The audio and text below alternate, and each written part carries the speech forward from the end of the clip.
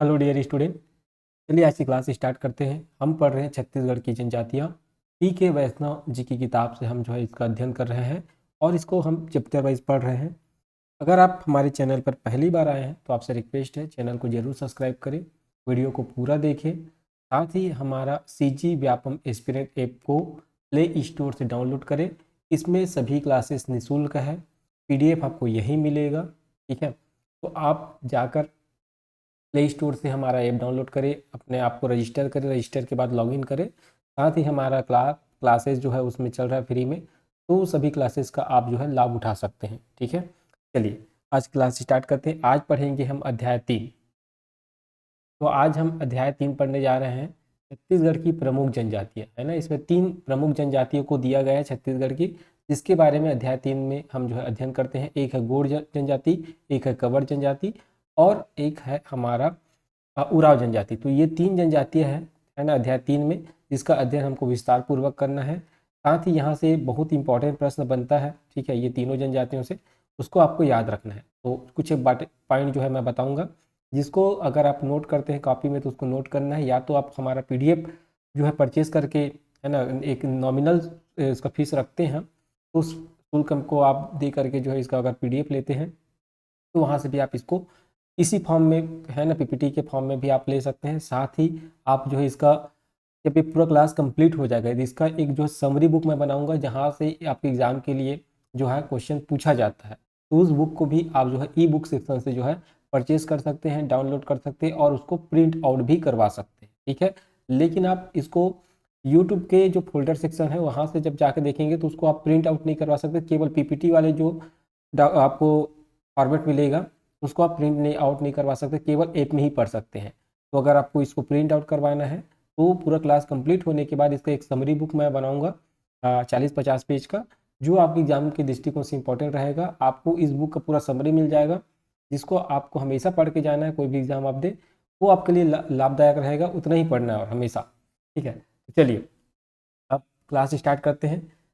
छत्तीसगढ़ के सादरी छत्तीसगढ़ी की उपबोली भाषीय उत्तरी सांस्कृतिक क्षेत्र, याद रखेंगे जो सदरी बोली है, सादरी बोली या सदरी बोली, तो छत्तीसगढ़ का उत्तरी क्षेत्र में विशुद्ध छत्तीसगढ़ी भाषी मध्य सांस्कृतिक क्षेत्र, मध्य क्षेत्र में छत्तीसगढ़ का मध्य भाग में, और हल्बी भाषी दक्षिणी सांस्कृतिक क्षेत्र में, मतलब जो हल्बी भाषा है, ठीक है, या जो बोली है वो दक्षिणी सांस्कृतिक मतलब छत्तीसगढ़ के दक्षिणी भाग में निवासरत जनजातियों की अपनी जाति की विशेष बोली पाई जाती है। ठीक है, 3 भागों में बांटते हैं, 3 सांस्कृतिक क्षेत्र में बांटा गया है छत्तीसगढ़ को, एक उत्तरी क्षेत्र, एक है मध्य क्षेत्र, एक है दक्षिणी क्षेत्र।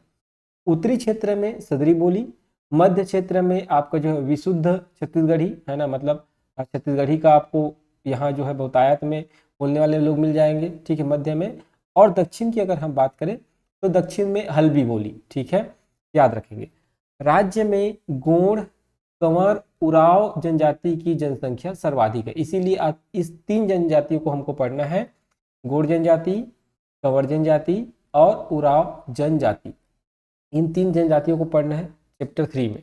उराव जनजाति सरगुजा एवं बिलासपुर संभाग में निवास करती है, ध्यान रखेंगे। अब सबसे पहले हम बात करेंगे गोंड जनजाति के बारे में। जो भी बातें अभी बताया जाएगा गोंड जनजाति के बारे में रहेगा, तो उस पॉइंट को आपको नोट करना है, बहुत इंपॉर्टेंट है, यहाँ से क्वेश्चन बनता है। गोंड जनजाति छत्तीसगढ़ में नहीं वरन भारत की सबसे बड़ी जनजाति समूह है, याद रखेंगे, ठीक है। इनका प्रमुख निवास क्षेत्र है बस्तर, मतलब नीचे वाला जो बस्तर वाला जो क्षेत्र है, दंतेवाड़ा वाला जो क्षेत्र है उस एरिया में, ठीक है। बस्तर, कांकेर, दंतेवाड़ा, कोंडागांव, बीजापुर, सुकमा, नारायणपुर, धमतरी, बिलासपुर, कोरबा, सरगुजा, सूरजपुर, कोरिया, कवर्धा आदि जिले में इनका निवास है। गोंड शब्द की उत्पत्ति जो है तेलुगु भाषा के कोंड, है ना, याद रखें, तेलुगु भाषा के कोंड, जिसका अर्थ होता है पर्वत, ठीक है, जिसका अर्थ क्या होता है, पर्वत। अतः कोंड के निवासी क्या कहलाए, पर्वत के निवासी जो है गोंड कहलाए, या कोंड के निवासी क्या कहलाए, गोंड कहलाए।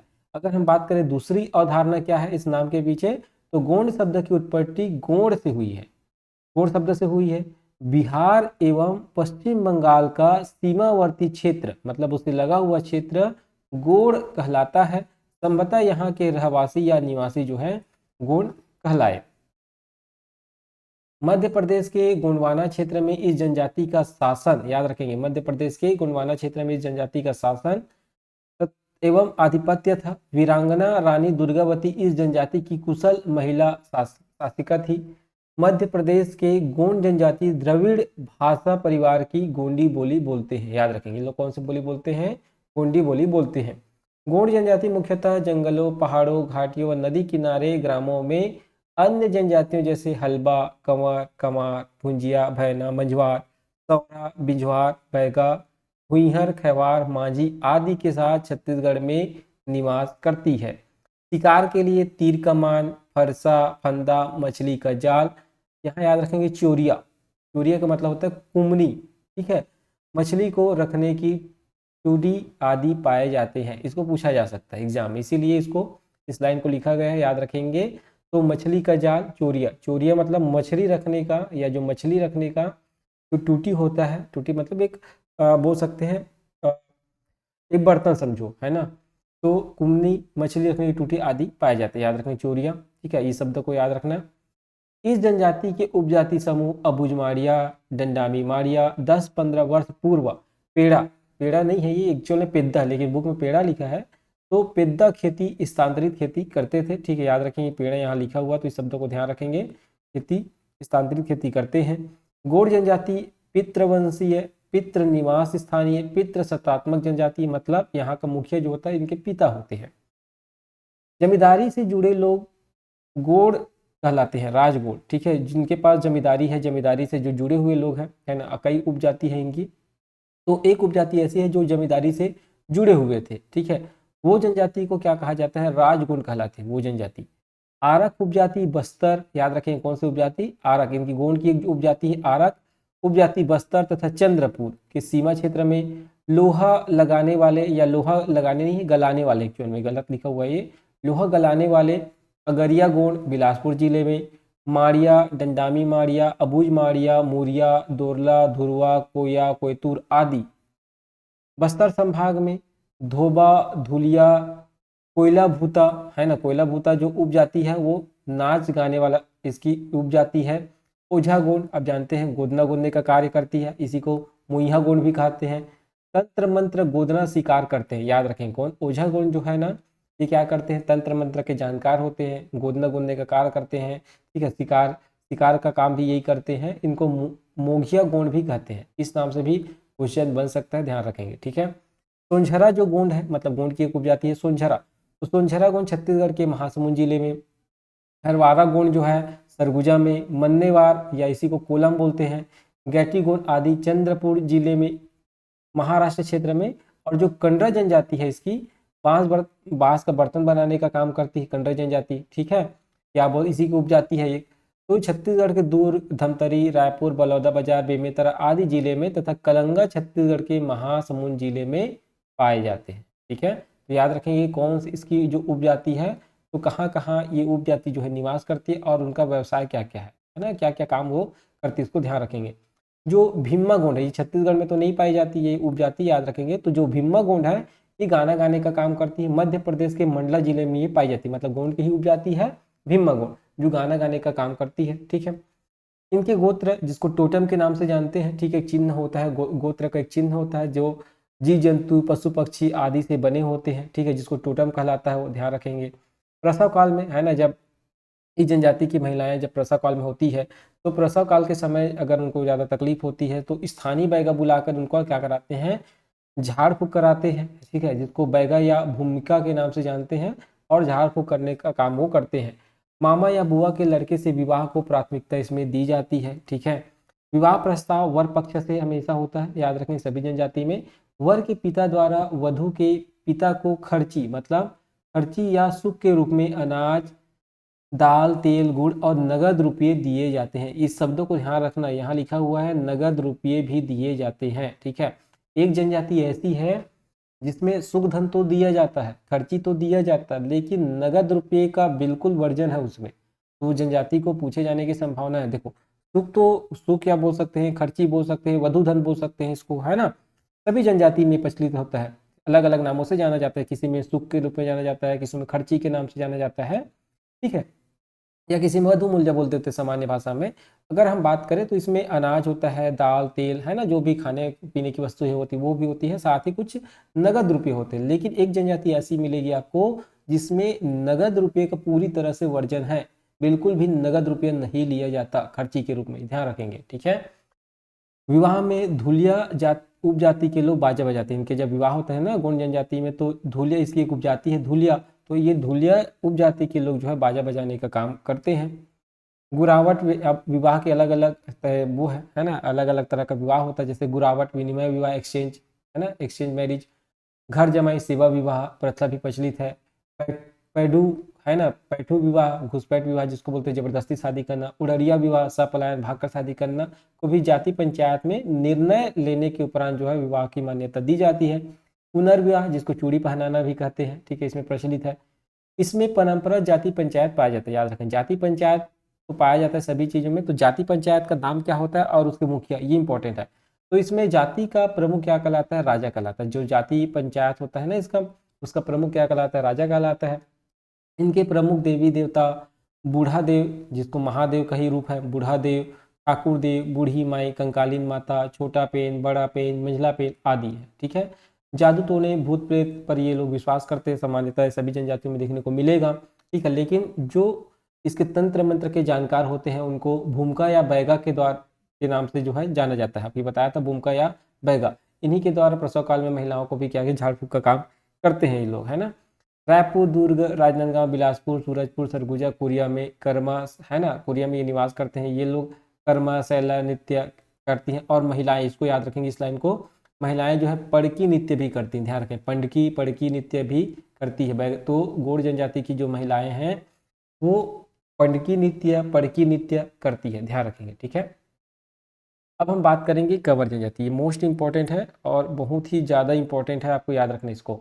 ये मुख्यतः बिलासपुर, रायगढ़, कोरिया, सरगुजा, सूरजपुर, बलरामपुर, रायपुर, महासमुंद, गरियाबंद और राजनांदगांव जिले में पाई जाती है। बिलासपुर संभाग में कंवर जनजाति की बसाहट सर्वाधिक है, याद रखेंगे, बिलासपुर संभाग में कंवर जनजाति जो है निवास करती है और बहुतायत में निवास करती है।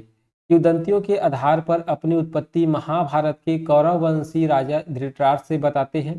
कुरुक्षेत्र में महासंग्राम हुआ, अब जानते हैं, ठीक है, कौरव पांडव के बीच युद्ध हुआ, तो कुरुक्षेत्र में महासंग्राम के बाद बचे जो कौरव स्वयं को बचाने के प्रयास में इधर उधर जंगलों में प्राणों की रक्षा हेतु जा छिपे और जंगलों में ही अपना जीवन यापन करने लग गए। ये कौरव कालांतर में, मतलब बाद में, जैसे जैसे समय आगे बढ़ा, व्यतीत हुआ, उसके बाद में ये क्या कहलाए, कंवर कहलाए। इस प्रकार से ये स्वयं को कुरुवंशी या चंद्रवंशी कहते हैं, ध्यान रखेंगे, ठीक है। ये अपने आप को क्या बोलते हैं, कुरुवंशी या चंद्रवंशी कहते हैं। कंवर की एक उपजाति तंवर है, ठीक है, याद रखेंगे। तो कंवर, आपको पिछला वीडियो में बताया था, कंवर या तंवर को देख लेना करके। तो कंवर की एक उपजाति होती है तंवर, जो क्षत्रिय कहलाती है, क्षत्रिय लिखा है यहाँ, ठीक है।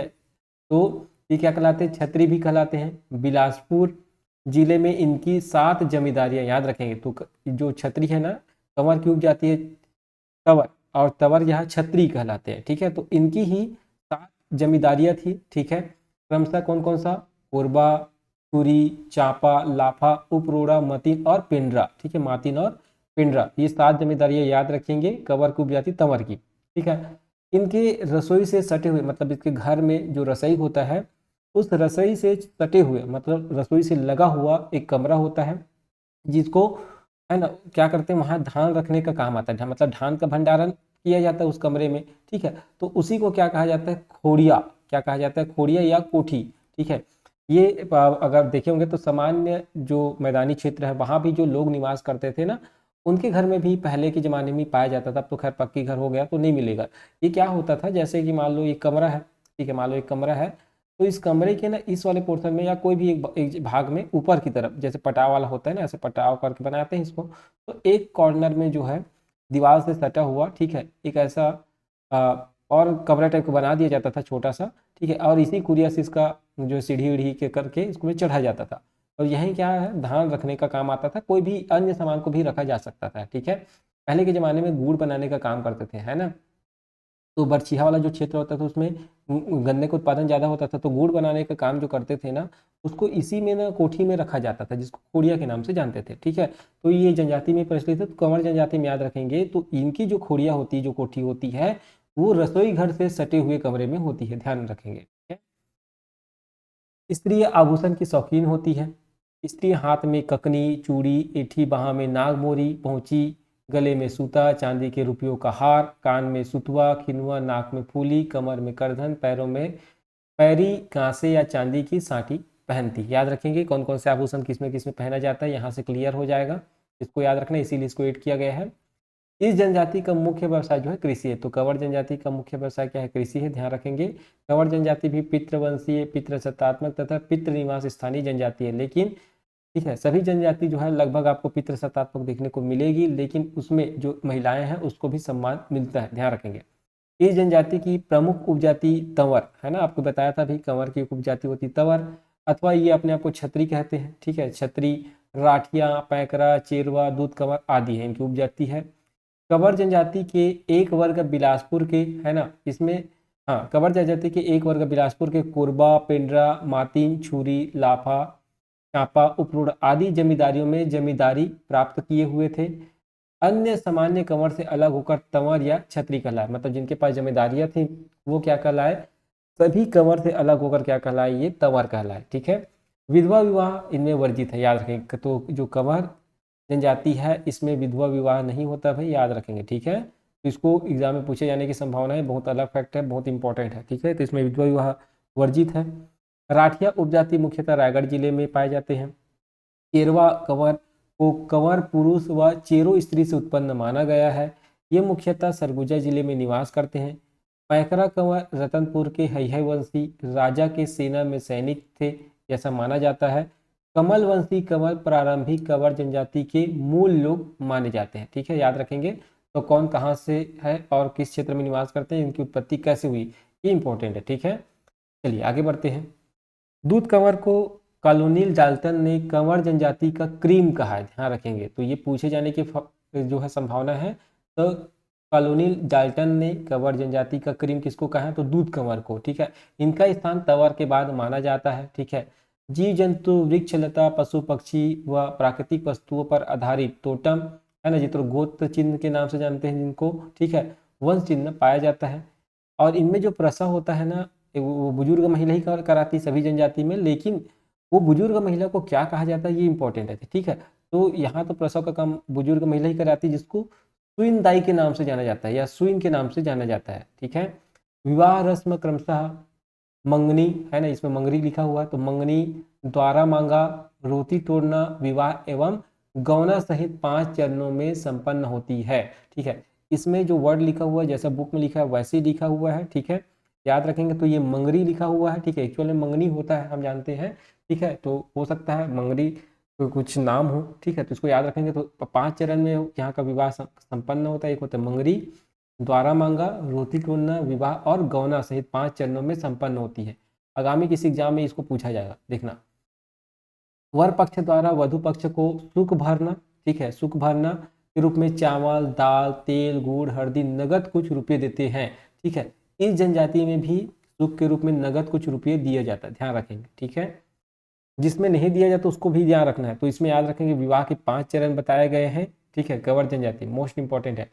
गुरावट विवाह, घर जमाई प्रथा भी प्रचलित है। पैठू विवाह, उड़रिया को सामाजिक पंचायत द्वारा कुछ जुर्माना लेकर विवाह की मान्यता दे दी जाती है। चूड़ी पहनाना, पुनर्विवाह इसमें भी प्रचलित है। कंवर जनजाति की अपनी परंपरागत जाति पंचायत होती है। पंचायत प्रमुख को गौटिया कहते हैं, ध्यान रखें। इसमें जाति पंचायत के प्रमुख को गौटिया कहते हैं। गांव की पंचायत के अतिरिक्त 7-8 गांव को मिलाकर चक पंचायत बनाते हैं। गांव में जो पंचायत होती है, ठीक है, उसके प्रमुख को क्या कहते हैं, गौटिया कहते हैं। और 7-8 गांव की पंचायत को मिलाकर एक पंचायत बना जिसको चक पंचायत के नाम से जानते हैं। अगर ग्राम पंचायत में निर्णय नहीं हो पाता तो प्रकरण जो है कहाँ जाता है, चक पंचायत में जाता है। ठीक है, और चक पंचायत की बात को मानना जो है इंपॉर्टेंट है। इसके बाद 7 उपजातियों की सतगड़िया पंचायत होती है। मतलब अगर इसमें भी बात नहीं बना चक पंचायत में, ठीक है, तो इसमें क्या होता है, इसके बाद जो है 7 उपजातियों की, ठीक है, इसकी जो उपजाति है ना उसकी 7 उपजातियों को मिलाकर एक पंचायत बनता है जिसको सतगड़िया पंचायत होती है। ये कंवर समाज की सर्वोच्च पंचायत होती है, ध्यान रखेंगे। तो सर्वोच्च पंचायत कौन से होते हैं? सदगड़िया पंचायत। और इसका निर्णय को मानना सबके लिए बाध्य होता है, मतलब मानना ही पड़ेगा इसके निर्णय को, ठीक है। एक बार पंचायत की बात को नहीं माना जाएगा तो भी चलेगा, लेकिन जो सदगड़िया पंचायत है इसकी बात को सभी मानते हैं, क्योंकि ये 7 उपजातियों का पंचायत है, ठीक है। कंवर जनजाति के प्रमुख देवी देवताओं में दुल्हा देव, वाहन देव, ठाकुर देव, शिकार देव, सर्वमंगला देवी, कुसगई देवी, बुढ़वा रक्षा, मातिन देवी, बंजारी देवी आदि है। कंवर जनजाति में कर्म नृत्य, सुवा नृत्य, भोजली नृत्य, राम सप्ताह, रहस्य नृत्य आदि होता है। गांव में एक रामायण चबूतरा होता है जिस पर रामायण का पाठ का आयोजन होता है। स्त्रियां सुवा नृत्य करती है, सुवा गीत गाती है, भोजली गीत गाती है, पुरुष राम सप्ताह गीत गाते हैं, फाग गीत होता है, सेवा गीत आदि जो है सभी जनजाति में लगभग प्रचलित है। इनके प्रमुख त्योहारों में हरियाली, जन्माष्टमी, पोला, तीजा, पीतर, नवाखानी, अनंत चौदस, परम एकादशी, दुर्गा नवमी, दशहरा, दिवाली होती है। भूत प्रेत, जादू टोना पर ये विश्वास करते हैं, सभी जनजाति प्रमुखता ये विश्वास करते हैं। और तंत्र मंत्र का जानकार व ग्राम के देवी देवता का पुजारी क्या कहलाता है? बैगा कहलाता है, ठीक है, ध्यान रखेंगे। अब हम बात करते हैं उराव जनजाति के बारे में, ठीक है। तो उराव छत्तीसगढ़ की एक प्रमुख जनजाति है। यह जनजाति कुड़ुक भी कहलाती है, ठीक है।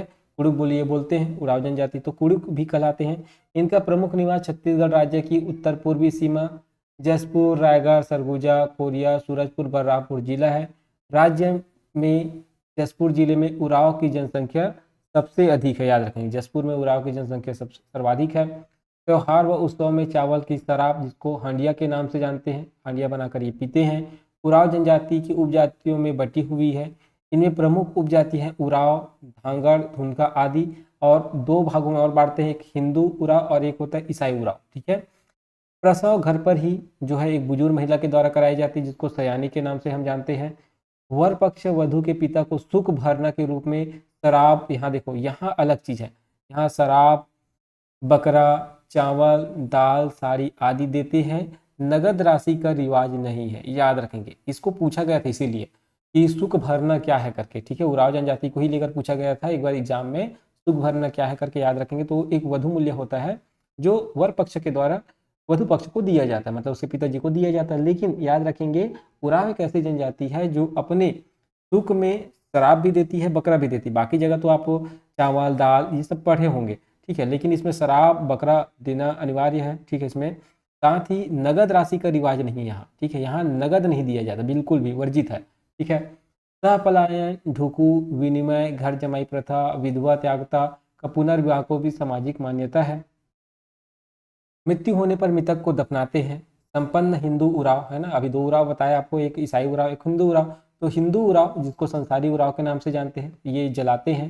मृत्यु के 3 दिनों के बाद तिही नहावन, जिसको तीज नहावन के नाम से हम जानते हैं सामान्य भाषा में, तो तिही नहावन हेतु रिश्तेदार को बुलाया जाता है। और 3 माह बाद, यहाँ याद रखेंगे, 3 माह बाद इसमें इस जनजाति में क्या मनाया जाता है? गमी मनाया जाता है, जिसमें परिवार तथा गाँव वाले लोगों को भोज दिया जाता है। सामान्यतः 10 दिनों में होता है, ठीक है, लेकिन इस जनजाति में अलग है, याद रखेंगे, 3 माह बाद होता है, जिसको गमी मनाया जाता है और क्या दिया जाता है? भोज दिया जाता है।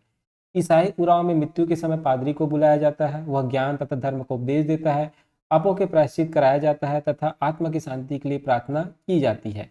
इसे अंतमलन संस्कार कहते हैं, ध्यान रखेंगे। तो ईसाई उराव में मृत्यु के बाद क्या होता है? अंतमलन संस्कार होता है, ध्यान रखेंगे, इसको पूछे जाने की संभावना है। गमी और अंतमलन दोनों को ध्यान रखेंगे। उराव में परंपरागत जाति पंचायत होता है। ग्राम स्तरीय जाति पंचायत का प्रमुख क्या कहलाता है? महतो कहलाता है। कई ग्राम के जाति पंचायत मिलकर परहा पंचायत बनाते हैं, ठीक है। परहा पंचायत का प्रमुख परहा राजा कहलाता है। इसके अतिरिक्त दीवान, कोतवाल, पनेरी, पनभरवा और मुक्तवा आदि पदाधिकारी भी होते हैं। ग्राम स्तरीय जाति पंचायत में अनसुलझे मामले परहा पंचायत में निर्णय हेतु आते हैं, जिनका परहा पंचायत में निपटारा किया जाता है। इनके प्रमुख देवता में याद रखेंगे धर्मेश, जो सूर्य भगवान को है धर्मेश देव के नाम से जानते हैं। ग्राम देवी देवताओं में अंधेरी पाटा, चंडी, गांव देवता, पाट राजा आदि है। गांव के सरना में जहाँ देवता का निवास होता है, गांव के सरना में ग्राम देवता का वास होता है, ठीक है। इनका प्रमुख त्योहार कर्मा पूजा, सरहुल, दशहरा, दिवाली, नवाखाई, फागुन आदि है। बुजुर्ग लोग भूत प्रेत, जादू टोना पर विश्वास रखते हैं। तंत्र मंत्र के जानकार व देवी देवता का पुजारी इसमें क्या कहलाता है? पाहन कहलाता है। उराव जनजाति के प्रमुख नृत्य में कर्मा नृत्य है, सरहुल नृत्य है, इसको याद रखेंगे, ठीक है। सरहुल मोस्ट इंपॉर्टेंट है। विवाह नृत्य आदि है। लोकगीतों में कर्मा गीत, सरहुल गीत, फागुन गीत, सोहराई गीत, भजन गीत आदि। इस जनजाति की अपनी विशेष बोली होती है जिसको कुरुक बोली, इसको तो कई बार एग्जाम में पूछा गया है। ये सरहुल नृत्य और कुरुक बोली कभी छूटता ही नहीं है, ठीक है। इस जनजाति के लोग आपस में कुरुक बोली में बात करते हैं। उराव जनजाति में ईसाई मिशनरी ने शिक्षण का काफी प्रचार प्रसार किया, इसीलिए हम जानते हैं उराव जनजाति शिक्षित जनजाति है, ठीक है। तो ये रहा आज का क्लास, है ना। उम्मीद करता हूँ यहाँ तक आपको बहुत अच्छे से समझ आया होगा। हम चैप्टर वाइज इसका अध्ययन कर रहे हैं, इसलिए आज का क्लास थोड़ा छोटा था। अगला क्लास जो है चौथा चैप्टर थोड़ा बहुत बड़ा चैप्टर है, हो सकता है वो 1 घंटे का आपके लिए क्लास रहे, ठीक है। अगर आप चैनल पर पहली बार आए हैं तो आपसे रिक्वेस्ट है बिल्कुल चैनल को आप सब्सक्राइब करें, हमारा ऐप को डाउनलोड करें, साथ ही जो है आप इसका PDF वहाँ से जाकर पढ़ सकते हैं। आज के लिए बस इतना ही, धन्यवाद।